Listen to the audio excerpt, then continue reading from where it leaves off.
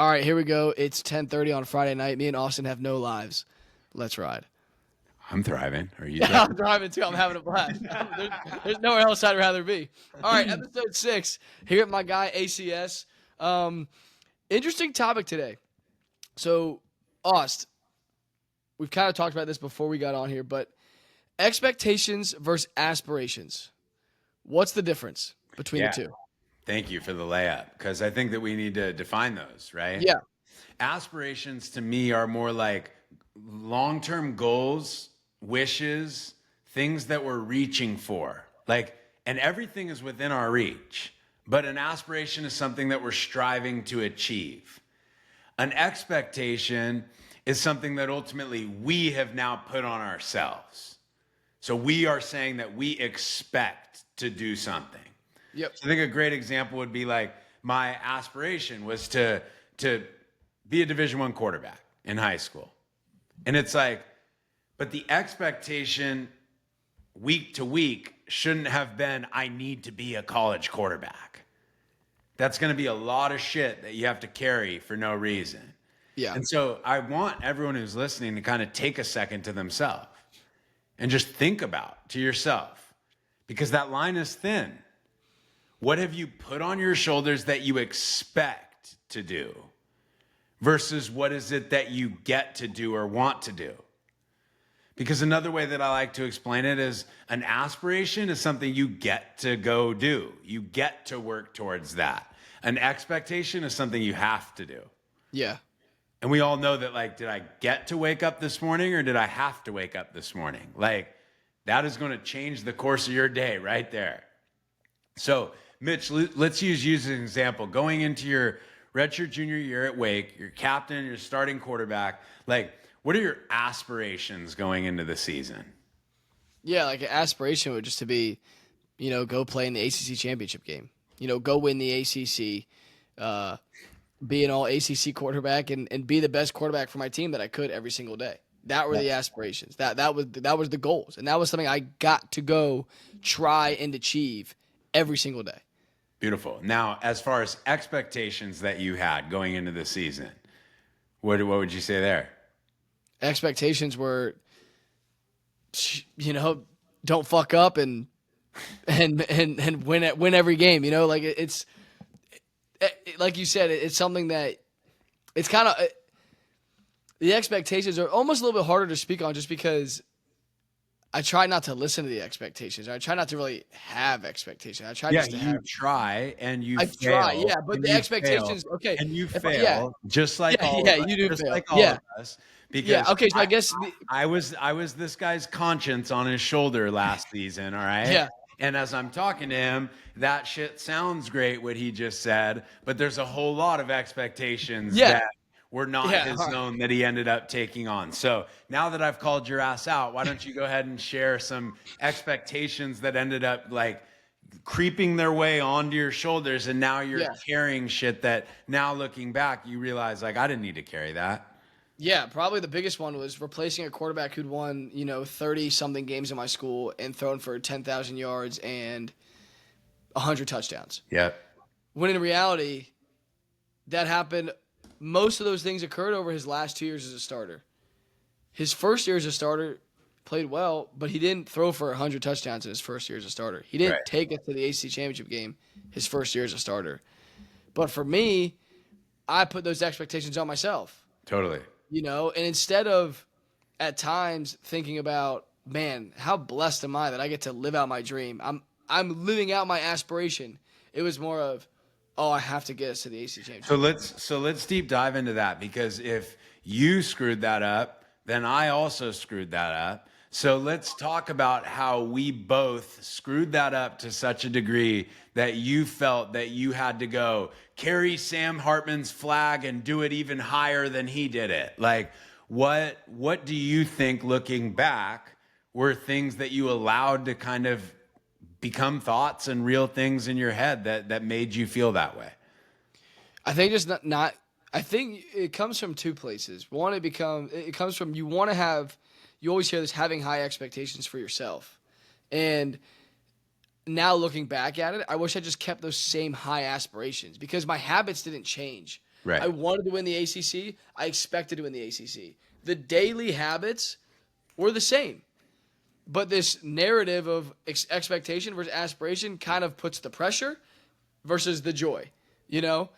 And I think that's something that I struggle with, just because I'm hard on myself. And I really, without even thinking of it, just called it an expectation to go win those games. And also, it also comes down to a sense of confidence in yourself. And I didn't want there to be any drop off from me and Sam. I wanted to continue what we had been doing at Wake because I'd worked so hard for those aspirations, but also put a lot of pressure on myself to achieve those things.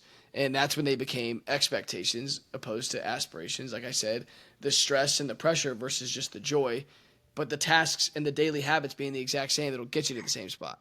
Exactly. And that's something that, guys, as an SEC quarterback coach, like when I was coaching Drew Lock and Kelly and these guys, is like, it's something that I do think that I did very, very well as a coach, is I helped our guys understand exactly what Mitch just said.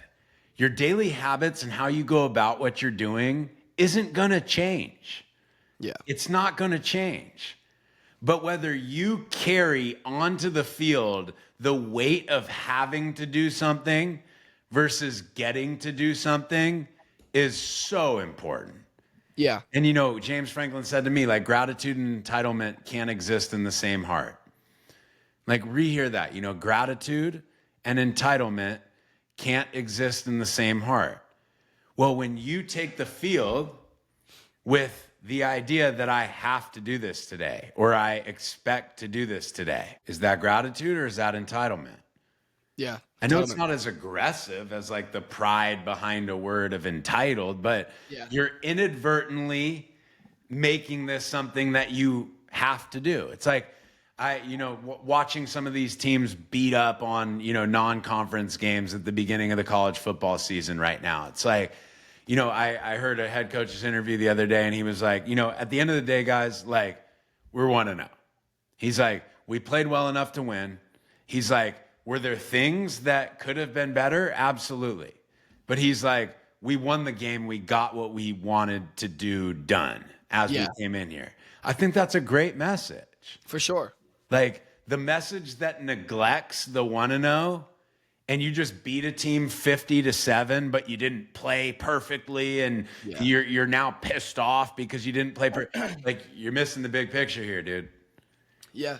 And keeping things light is why we would even dive into a topic like this. For you high school guys, you're like, expectation, aspiration, like maybe I have to go look this up in the dictionary. It's like, the only reason that we're bringing this up, guys, is because we carry a lot of bullshit onto the field with us that we don't need to carry. So for me, one was stats in high school. I was in a very, very heavy run-based offense.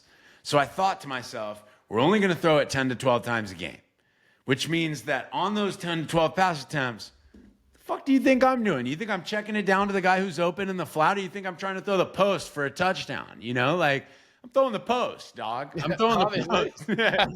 And then, like, even when it's going well, because like we're kicking the shit out of people, but even when it's going well, it's like you have this voice in your head of like, I set goals before the season. I know you guys in high school, guys in college do it too, but they got so many things that they're thinking about. It's a little less. In high school, you guys are like, I need to throw for 2,500 yards. And it's like, well, you're in a 12-game season and you're at week 9 and you've only thrown for 1,400 yards. And so it's like, now you're sitting there and you're like, Dad, I got to throw for 400 yards this week if I'm going to hit that 2,500. And it's like, who the hell made up the 2,500 to begin with? Like, why are you doing that anyway? Low ass number, bro. We all can't play for our dad, all right? So relax. Very true. Not everyone's throwing the ball 60 times a game in high school.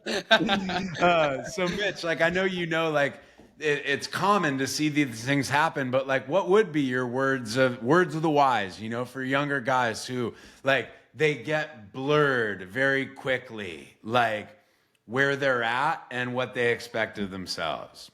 Yeah, I think it's two things. Like when I hear that, I remember thinking about in high school, man, like, I knew we were gonna win, and all I cared about was like, all right, I gotta get my 6 touchdowns tonight.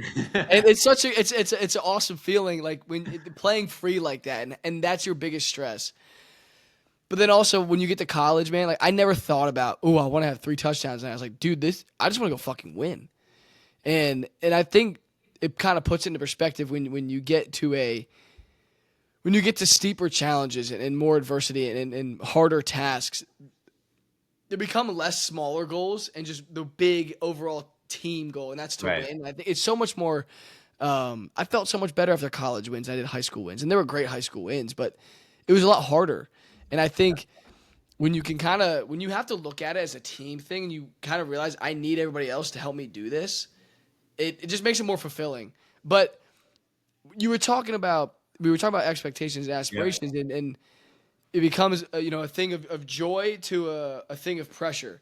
And it made me think of, do you notice this, that say a guy that, let's say he's going into his, whatever, third or fourth year, and he has a phenomenal year because he's playing with joy, then decides to come back, right, to maybe up his draft stock and for whatever reason. Then that fourth or fifth year, the year after that, has statistically, or maybe even as a team, a lesser of a year. I feel like that happens often. Why do you notice that, and do you think it's kind of an expectation versus aspiration kind of thing? Absolutely. I definitely see the correlation. First of all, I see it happen all the time. Is when we have success, that then we go into a different perspective than what actually got us that success in the first place. Yeah. So a quote that knocks all my high school and college guys down to their knees, like that I bring up when they're just in their head on some bullshit, expectation, aspiration, just kind of lost with some stuff, is I go, dude, can you do me a favor and just remember when you were 12 years old and you prayed and wished that you have all the problems that you have right now? Mm-hmm. Like, and they go, yeah, Austin, I remember. And I go, no. Like, no, shut up and think about that for a second. What are we talking about?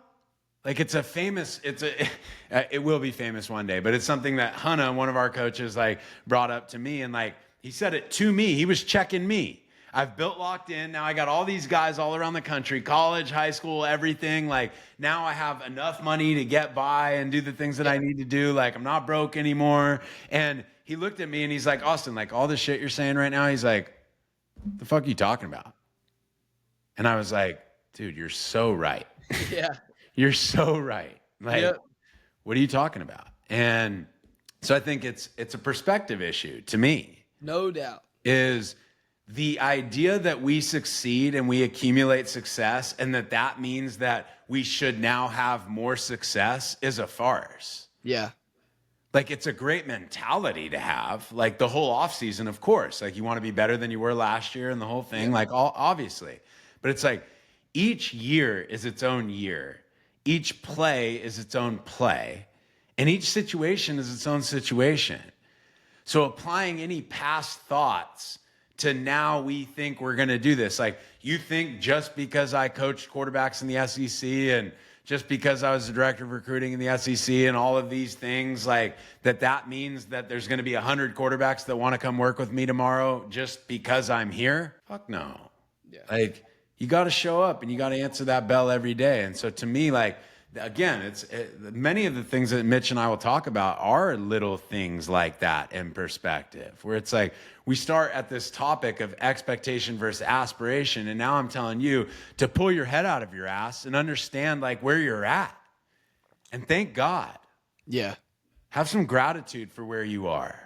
100%. And look at the things in front of you as opportunity. And I think that it cuts deep for a lot of guys because, and I have to check myself with this, guys. Like, I hope that's something that through these first 5 episodes, like you guys have gotten to realize is that like Mitch and I are not here, telling you what to do. It's like, dude, we're telling ourselves what we should have done too. 100%. So, like, I mean, 100%. On that front, Mitch, like anything with, you go aspiration, expectation, but then you also go losing perspective and it being something that you have to do as opposed to get to do. And it's such an easy trap to fall into. But do you have any thoughts on that, at all? Dude, I have no regrets in my life. None. But it's the only regret I do have, is at times last year, I lost perspective. My problems in my mind became so big that if you told me at 10 years old those are my problems, I would have cried. I would have cried. I'd be like, are you Tears kidding of me? joy, guys. Tears of Tears joy. of joy. I'm stressed out about because I'm the starting quarterback in the ACC. Captain, starting quarterback in the ACC. I'm stressing about that, and there are things that are pissing me off. I'm bugged. I'm not happy. What is my problem? And there were times, yes, I was going through some shit, and I'm not gonna sit there going through some shit, smiling 24/7. I'm not saying that, but there were definitely times looking back on last year, man, I could have enjoyed that more. I could have had more gratitude towards that situation. I could have been more thankful for it. And it's nobody's fault but mine. I put, like I said, sometimes things change from aspirations to expectations, but I also think that's just the general world of football. Yep. You win a game and there's coaches and players, man, we didn't play great. And instead of being happy they won, it's always, and this is not a negative thing. It's not negative to you win and you want to be better. Bill Belichick, guy was never happy after a win. He just wanted to get better and better and better. And I think there's some validity to that. I think that's important to always have a growth mindset. But it's also, you work so hard and then you win and you don't enjoy it. That's your ego. That's just an expectation. Oh, I expected to win, and then why would I enjoy it? But if it just becomes another thing you check off the checklist, you're never going to be satisfied. And I'm not saying being satisfied, but I'm saying you're never going to be happy for what you've done or be proud of yourself. And that's also important in this journey.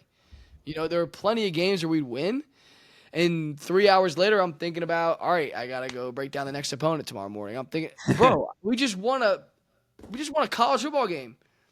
Fucking relax. Smile. But it was expectation and not something, not necessarily an aspiration. I think that hurt me at times, and I think that hurts a lot of people in the football community. And I think it's something that, again, it's not a bad thing trying to always get better and be better. But it's also important when you work so hard for something, when you achieve it, sit in it for a little longer than 3 hours, and enjoy it, but then get back to work. 100%. I mean, I think the fulfillment aspect of what you were just talking about is a big thing too, where I'm going to steal a little bit of Mitch's thunder just in terms of what we were talking about before we got on here today. But is like, when you think about it too, you can think of aspirations are things that like we're working towards and hoping towards. And in that regard, let's bucket them as kind of like external things, meaning things that we hope, things that we want, but things that aren't necessarily within our control. Right? Whereas expectations, if we turn those things around and make them internal, like those are things about characteristics of who we are, the way we show up, the way we work, the intention behind everything we do. I say for any of you guys that are going through shit out there right now, a big word to reflect on in your life is intention. What's your intention? Because there were a lot of times in my life that I did not feel good about myself, and all I was trying to do was the right thing.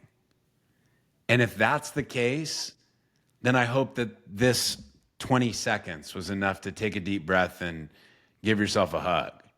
Just in terms of, if your intention is right, and it may not be showing up the way that you want it to show up right now, give yourself a break.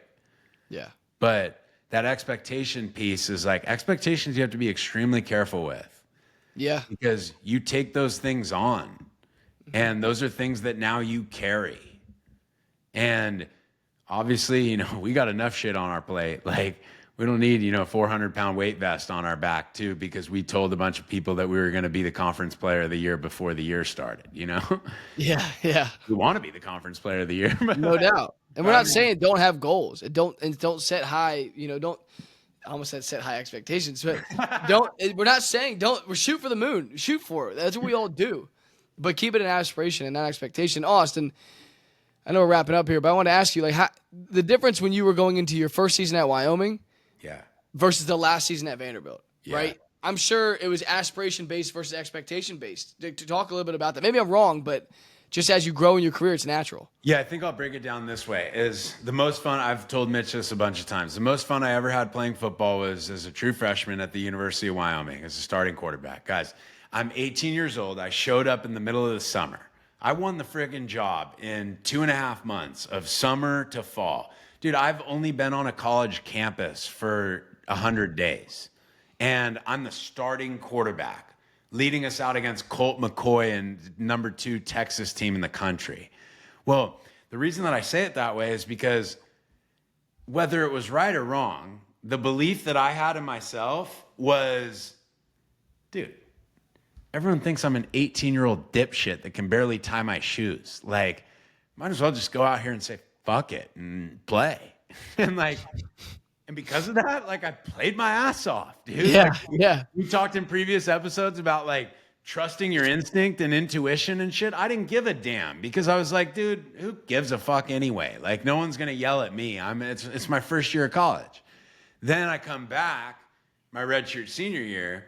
Now I'm playing for a ranked team in the SEC with the head coach that is as good as it gets. So he's got the Nick Saban standard, dude. And it's like, you're going to have to explain every decision you make. You're going to have to do all of that stuff, right? And now it's the opposite. I was the true freshman that could just, freelance and do whatever I wanted because that's all I know. Yeah, we got the dog barking, dude. And then on the other side of it is you're a senior.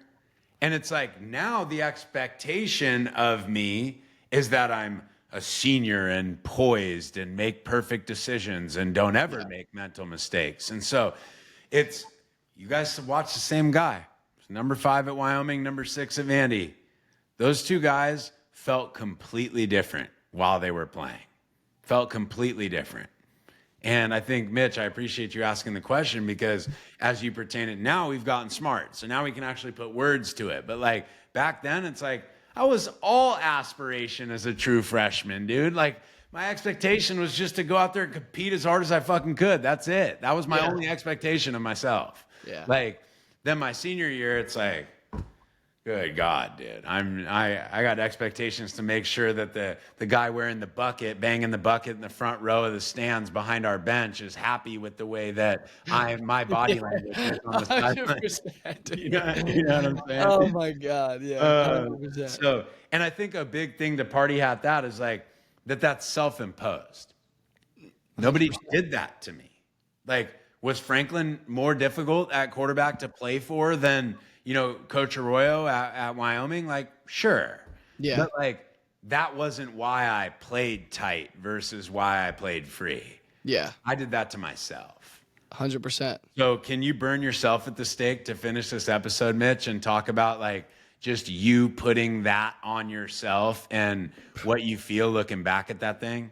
Bro, I think I said this a few episodes ago. Dude, if you took 18-year-old version of me, senior year, at Broad Run High School, and threw him in the ACC in 2023, I'm winning 2 or 3 more games.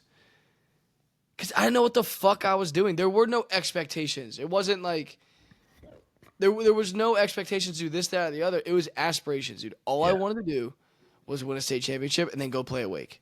Yeah. All I wanted to do. And I didn't put expectations on myself. I just, every single day, went out there and tried to ball out. And if you put that same kid, I'm a better thrower. I'm smarter. I'm bigger, faster, stronger. My football IQ has grown. My maturity is way higher. But if you put that 18-year-old kid in the same scenario I'm in this year, we're winning 2 or 3 more games. Yeah. Because it wasn't expectation based. And that kid is just as driven as I was at 22. Totally. Worked just as hard. My daily habits were the same. But I was just playing strictly for aspirations and love and joy and thankful and being grateful every single day. And it's not that I wasn't grateful this year. I was. I thank God every day for the opportunity I had. But when you're going through some shit, it's harder, you know? And even in high school, though, every single day, man, I was so blessed. Every single day I was so thankful. Now, it's easier when you're throwing for 400 a game, but, it's a little easier. But I still believe that. The 18-year-old kid would have been better just because of the freedom I had. And there were other factors. I was playing for my dad, and he wasn't going to pull me. I was also playing as a 5'7" corner who didn't care about football. It was very, very different things. But I still believe that. And again, that's what I'm trying to chase as my journey continues, just aspiration based. And this break has been nice and kind of lower those expectations. And not in a way that my goals are not the same. Their goals are to the moon. No, I think it's just reset your perspective. And that's how I want to finish the episode is like, again, any given Sunday, like Al Pacino and Jamie Foxx. Jamie Foxx is out there. He's playing quarterback, guys, and he's struggling. And he's, big eyes. He wasn't expected to play, and he's playing. And he comes to the sidelines, and Pacino's freaking out because he's like, dude, how the hell do I get this guy back on track? Like, we need to win, whatever. And he basically asked him, like, when did you start doing this, bro? Like, when did you start having fun with this? And he said, I was just out in the street with my boys, and I just tell my friend to run past the Buick. And Pacino's like, bro, go out there and just throw the ball past the Buick, dude. Just throw the ball past the Buick. And I think it's one of those reminders, and that's what I do with all of our guys. And that's something that hopefully this episode, I don't give a damn whether you play quarterback or not. Yeah. All of us can take that collective deep breath and remember why we started. And you didn't start so that you could throw for 2,600 yards. You started so that you could lead that team at one time in your life. The moment that starts stepping into yards and all that shit, if I say the word expectation one more time, I'm going to blow my brains out. I know. But yeah, and when it becomes that, then we're in trouble. So anyway, I think that's a hell of an episode, and one that everyone will look at Spotify and YouTube and go, I don't want to watch that. And then they watch it, they'll be like, holy shit, that was some good stuff, dude. Yeah. If you take one thing away from this episode, I threw for a lot of yards in high school. All right, check out the huddle. The highlights are sick. You take a Fuck second everything in else. this episode, I want you to understand that I didn't. All right. That concludes it. It wraps it up. Drop anything in the comments that you got, guys. Can't wait for episode 7. We'll see you soon. Peace. Peace.